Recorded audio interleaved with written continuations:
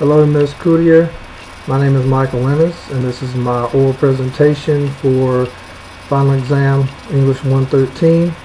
I have wrote a paper on why a text that we have read within this program has potential to be a good literary work for college students.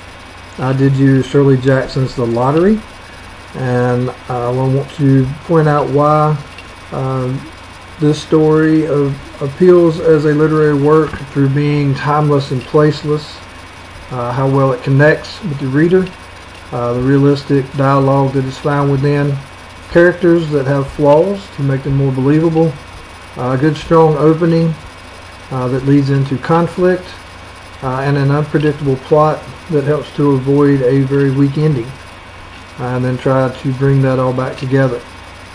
So to start out with, what a good literary work has to have, first thing, is going to be it's timeless and placeless.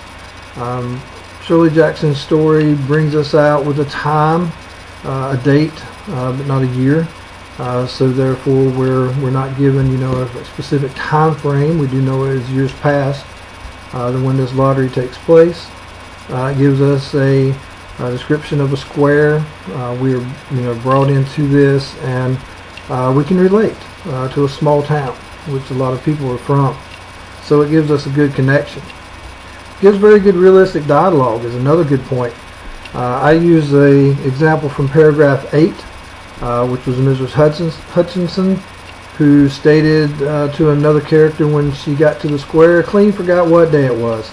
That is very simple text, simple dialogue, very easy to understand, and I think it's another way it helps us to relate to a small town within the story.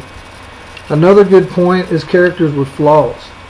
We all know that nobody's perfect, and we're definitely not, and having unperfect characters in stories or literary works is very important. Example I use there is from paragraph 4, Mr. Summers. He's described as being a very jovial man, round-faced, where he works, what he owns in the town. But the townspeople feel sorry for him. He's been doing this lottery for long periods of time. He has a very scalded wife. He doesn't have any children. So they kind of reach out to him. He's not perfect, and you're able to relate to that and that imperfection. So I think that's very important in a literary work.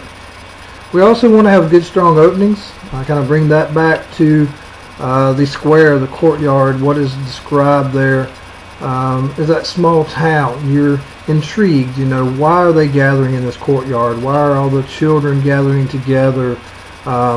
Even going into the second paragraph, the children are starting to gather the stones, which I completely didn't pay attention to initially when I read it.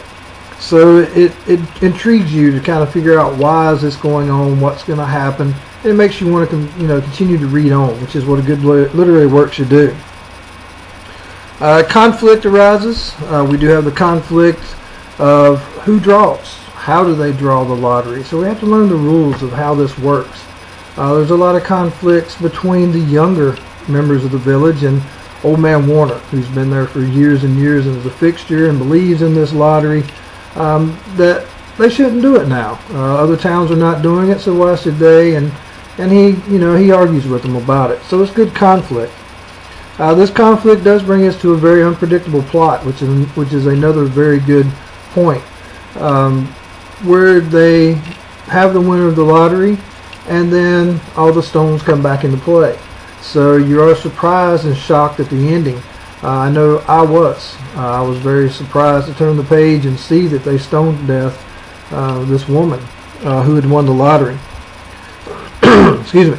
So bringing it all back in together as being a good literary work, we do see all the common characteristics being timeless and placeless, realistic dialogues, good characters, imperfect characters, good strong opening and conflict, and bringing to a very unpredictable plot, unpredictable ending that keeps you enthralled in the story, keeps you reading it and wondering what's going to happen next. Very able to relate to this. Mr. Summers actually reminded me very much of my grandfather, so I was able to relate very well. I think it's a very good text for English students. I enjoyed it. I enjoyed the program. Thank you very much.